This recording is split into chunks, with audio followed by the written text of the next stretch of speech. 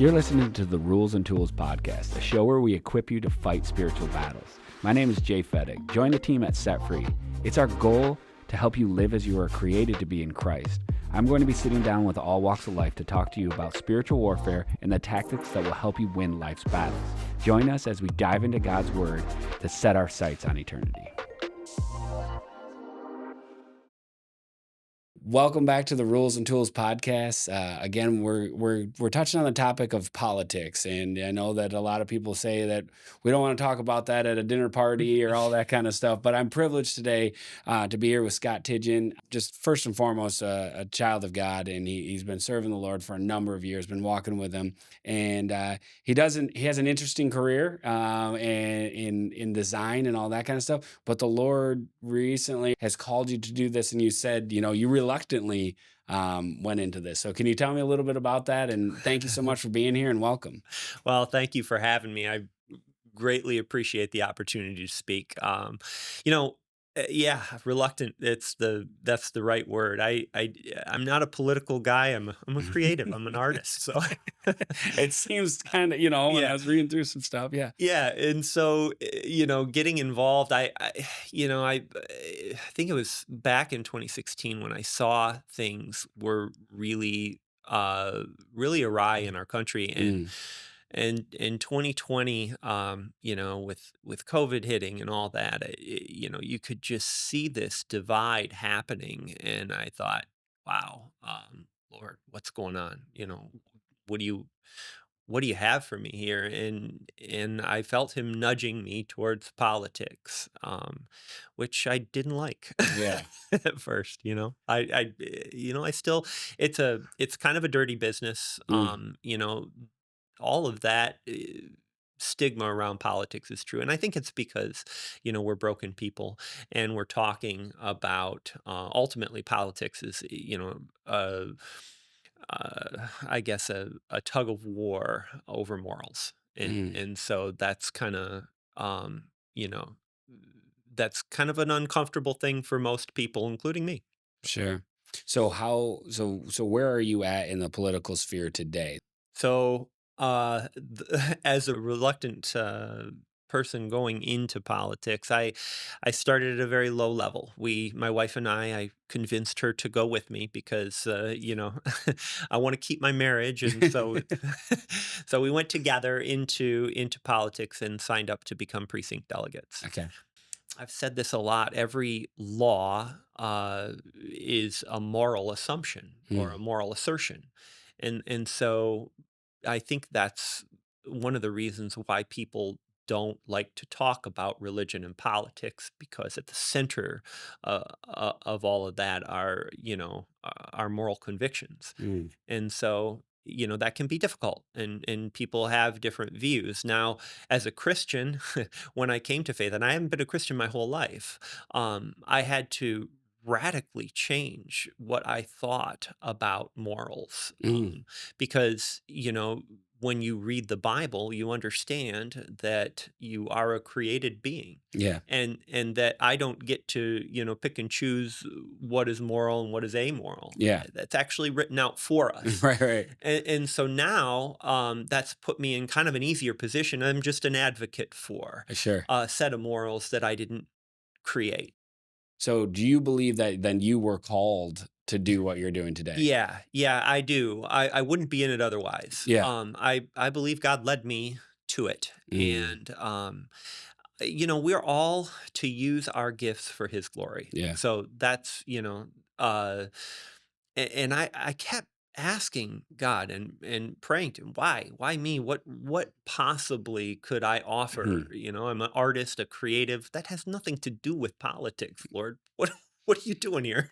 Yeah. And so he kept in many ways, and I don't know, I those who are fervent believers, we hear God in many different ways. I don't hear God in an audible voice or anything like that, but I do feel the tugging of the Spirit, Mhm. and so yeah, I say I was dragged into this kicking and screaming, and it's about how it feels. Well, it's like I think that in our in our weakness, not that maybe it's a weakness, but That's in our right. weakness, he is strong. And where I don't understand something, and I have to surrender and rely on Yeah, him. yeah. Like this podcast, I have no idea what I'm doing, but here we are, and we're having fun, and That's right. it's and That's I right. pray it's to His glory. Um, Amen. so awesome. So when working and talking with people in the political sphere, how does one love people the way that Christ loves people when they're so Mm. different or have opposing ideas than you? That is such a great question. You know, you love people. Love is so many things. I don't know if you're familiar with C.S. Lewis, but the saying "love is love" to me is kind of laughable because, which love are you talking about? Yeah. There's so many aspects to that word. Truth is an aspect of the word love, Hmm. right? And so when I hear truth in love, I think that's probably the best way that we can all go about loving people, right? There are right and wrong choices, and I believe as a Christian that condemnation is above my pay grade. I'm not someone who would condemn another, but I have compassion on them. It just as God has compassion on all of us. I mean, He sent Jesus, right, to Yeah. to reconcile that for us, and so when I have a difference of opinion with someone, I always try to do that, to couch my truth, or not my truth, the truth, couch the truth in love. And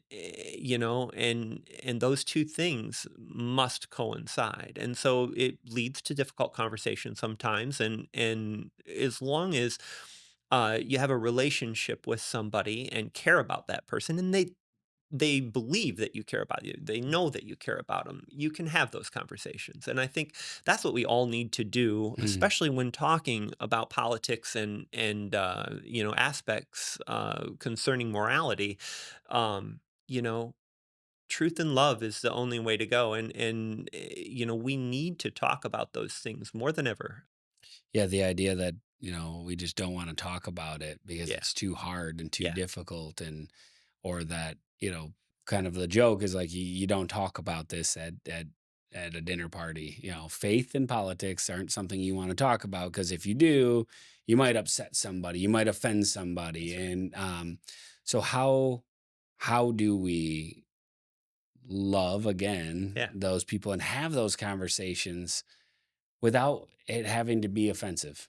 Yeah. So I was having a conversation with my mom one time on the phone, and we were talking. She said the word "my truth," and I said, "Well, now that might be based on a fallacy or a misconception."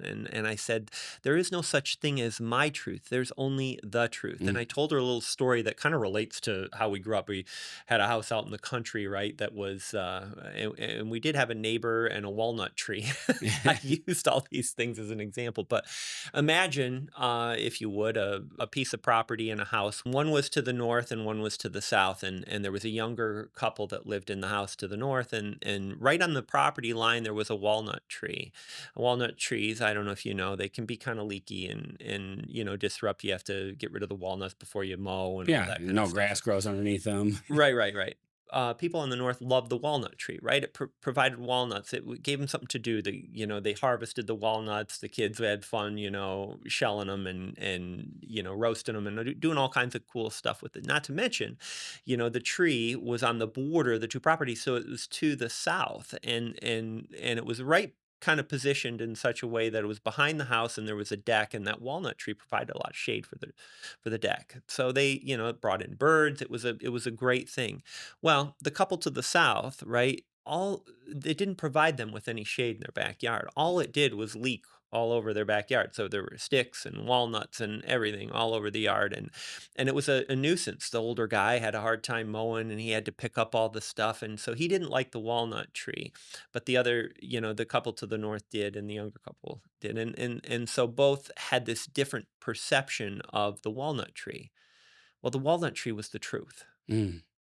And so I think what we need to remember is, that people have different perspectives or different perceptions, right? But the Sure. truth is always the same. It doesn't change. Mhm.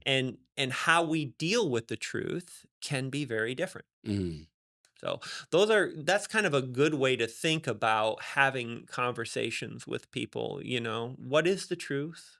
What is their perspective on that truth? And how can you find common ground? Yeah. Yeah, it speaks to, like, worldview. If you have a Mhm. biblical worldview, 100%. how are you gonna view this, and how are you gonna that lens that you're gonna come about it, versus if you don't have a biblical worldview, That's we're right. gonna look at it this way. And I often come to the place where you forgive them because they do not know. That's right. The founding fathers built this country off of a truth that is overwhelmingly denied today, Mm, and that is the human condition, right? They framed our form of government based on the knowledge that we are flawed and that we are corrupted people. And I think that that's very important. I think one thing I had to come to terms with as an atheist is to come to terms with my own corruption, my own desire to put myself ahead mm, of others. yeah, We all want to be our own God, yeah, right? And our framers understood this, and I think they understood by putting all those checks and balances, which are mostly gone yeah, now, you know, um, by putting all those checks and balances in place, they recognized that power corrupts. Centralized power is our enemy. mm. And they realize that. And I think that's a fundamental truth that they baked into our Constitution that we need to re-examine and reclaim. Can you speak to not casting your vote or not even Oh, showing up? What that means to you? I mean, if you can keep it, right? Wasn't that Ben Franklin's answer when asked what kind of government we have? Mm, A republic if you can keep it. Voting is just the bare minimum. yeah. We are actually charged with civic duty. So I would say if all you're doing is voting, you're not fulfilling what the very definition of self-government means. Mm, So, and let me uh, explain that a little bit better. Self-government is the idea that we are in charge, right? Well, if we're not actively participating, then how can we be in charge? yeah. So I would recommend everybody to get involved in some way. There's so much out there for people to get involved in, and I think Christians should be the ones Mm, involved because, again, all of our laws assume a moral claim. Well, if we're not involved, then whose morality are we subject to? Take a look at Jesus, for example, the woman caught in adultery, mhm. and she was going to be stoned. That was the penalty for her immoral act, Yeah. if you will. Well, what did Jesus say about that? Right? Jesus said, "Hey, look, you, you go ahead and you stone this woman if you're completely innocent yourself." Right? Well, everybody kind of knew, in that regard. They said, yeah, I maybe shouldn't be throwing that first stone." And at the end, when everybody had walked away, Jesus looked at the woman and he asked her, "Where are your accusers?" "They've all left," she said. He said, "Well, then you go as well." But he didn't just say go, right? He said something to her that I think we all have to remember as well. Go and sin no more, Mhm. right? So he didn't necessarily excuse that, but he talked about, he made a moral claim about her penalty. Well, maybe we were a little bit overzealous with the penalty that she that she should receive. Yet he also recognized Yeah. that she She she did wasn't sin. acting correctly. Yeah. That was a political if you will. It was Mhm. It's a dealing with political the assumption because it talks about morals. it's dealing with the issues of the day. This Correct. was an issue that was going to be brought up. They were going to take a life based Correct. on the law that they had at Correct. the time. So it's political. 100%. Yeah. You look at the book of Esther, same thing, right? Esther is a Jew, and King Xerxes didn't know that, right? And so Haman, schemed a way to. He didn't like the fact that the Jews wouldn't comply. Huh, interesting. They wouldn't comply based on their religion, right? Right. And Daniel did the same thing. What did he do? He opened the doors so everybody could see him praying, right? And he faced the consequences for that. Yeah. All of the disciples faced the consequences for speaking truth to power, right? Not a single one of them, with the exception of John, I think, Yeah. in the island of Patmos, but and he suffered too. Yeah. He was punished for speaking about it. So essentially, politics is ingrained into the Bible Yeah. if you really think about it, and it's because it's all about morals and Mm. how God wants our actions to go, right? Yeah. He created us, right? And he doesn't do it because it's not just they're not just restrictions, right? They're actually for our good. Yeah.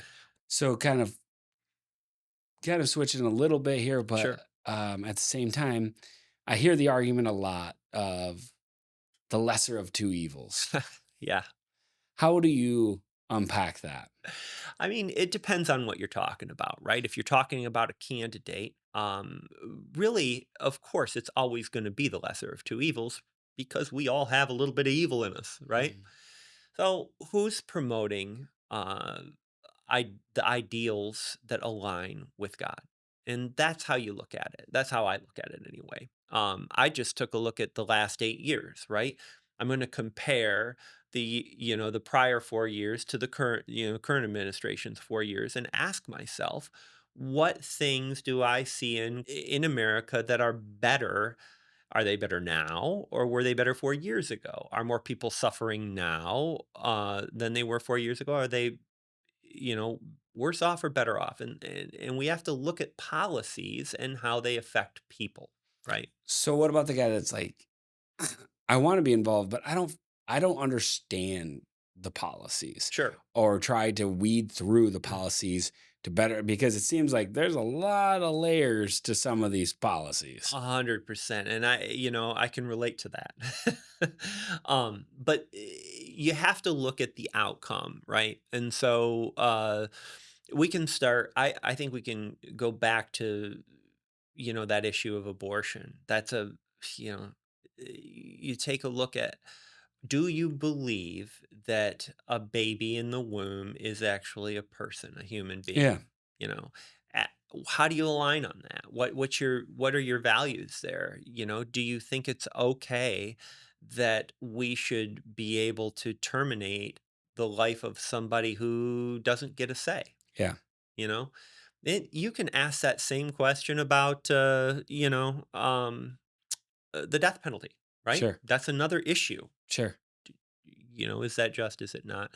And you talk about the reality behind those issues. Is that hurting, or who is that hurt, or who does that help? Some people aren't affected by it. Mhm. You still have to take a look at the other side and say, okay, which one is going to promote life better? Yeah. Well, I think it's a no-brainer. You can take a look at the policies that Tim Walz enacted in Minnesota, where I think it was 8 or 9 babies were left to die on the table after they were born alive. The abortion didn't work. The Right. babies were born, and all 8 or 9 of those, because of the policy he wrote, could be just left to die. Mhm. Right? Some of them were, I think 3 of them were given, treatment until, or not treatment, but made comfortable until they passed away. 3 of them were just left, or 5 of them were left just gasping for air. I think that's true. That you can research that, and that, is that something that you want to vote for? But when you say lesser of 2 evils, you have to just take a look at what are the policies, what's actually happening, Yeah. right? Yeah, no, absolutely. And and that's why I think people don't want to talk about it, Yeah, is because they believe, because like I've said before, I'm guilty of avoiding certain conversations around certain people because I just don't want fireworks. I just don't want to right. deal with it.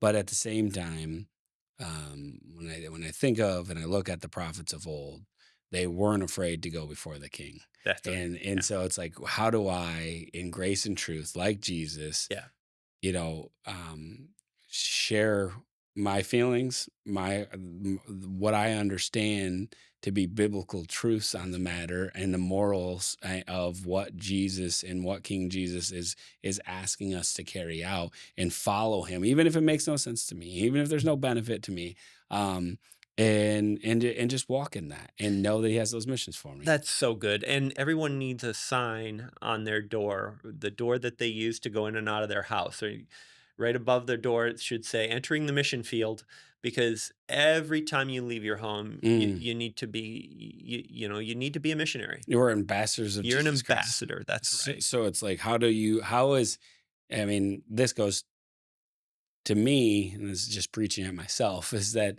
but at the end of the day, it's like, what is the glory of God? That's right. And I believe it's Jesus being seen and made known through the Amen. actions of people. Yeah, And on this side of heaven, that's what the glory of God is. And if we right, love people, right. we're loving God. It's the second commandment is unto it. And we just had Right. a guy preaching on that. It makes perfect sense. It's unto it. And it's like, well, let's love people. And so just because we disagree That's right. doesn't mean I can't love you. 100%. And if you go into it, and I try to take, I love the woman caught in adultery story from a how Jesus deflects that question. Yeah. He doesn't answer the No, question, that's right. Yeah, and so he just he looks to them, that's and right. so like how and I just want to ask the Lord, like, Lord, how, when somebody asks me what's my position on abortion, That's right. Lord, how do I respond to this in this moment, to this individual, because He knows their heart, He knows what's going on in their lives, He knows why they believe what they believe, Mm, and he can give you insight on how to address it. But am I yielded enough to the Spirit to wait, slow down, and not just come guns a blazing with essence my truth of what I know is truth, but that's it's right. not. It's biblical truth. But at the same time, I can just fling that at them, and it might not even be the right time for them to receive it. Absolutely, yeah, and you don't know, and Yeah, and that's why duty is yours, the results are the Lord's. yeah, awesome. Well, in closing statements, yeah, if you have anything that you'd like to add, or that we didn't touch on. Yeah, no, I really want to, impress upon people the importance of getting involved, Mm, doing the research. If you don't know about candidates, and it's hard to find out about them, you have to dig, you have to do some research. Self-government is it requires your involvement. If you do that, though, I can guarantee you, you'll find good people and you'll develop new friendships, and it can be a fun thing. mm, Of course, like anything, there'll be difficulty, and through any good thing, there'll be struggle. yeah. But it can also be a great blessing into your life as well. And I think, if our nation is to move in a righteous direction, if it's to move to the benefit of people, it will move away from collectivism, and towards what our framers originally intended it to be. Awesome. Well, thank you so much, Scott. I really appreciate your insight into all of this topic. Thank you again for tuning into the Rules and Tools podcast. I hope you enjoyed today's episode. If you have not yet subscribed, please do so. Please like us, and please share this episode with any of your friends and family. God bless.